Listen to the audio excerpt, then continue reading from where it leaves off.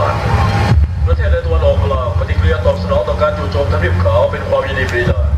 ฝูงชนหลายพันคนออกมาฉลองกันกลางถนนดึงธงชาติบริการเบาเผานักการทูตในภูมิภาคมีความกังวลถึงภาวะสุญญากาศทางอำนาจที่เกิดจากสหรัฐถอนตัวและอาจทำให้เกิดความรุนแรงและความขัดแย้งเต็มรูปแบบการเกิดขึ้นของสงครามใดๆในซีกโลกที่มีอาวุธหนักระดับนี้ก็ง่ายที่จะเพิ่มระดับขึ้นเป็นสงครามการเผชิญหน้าด้วยนิวเคลียร์หมดชั่วโมงแล้วส่งเฮลิคอปเตอร์ให้มันถอนกองเรือที่จิบ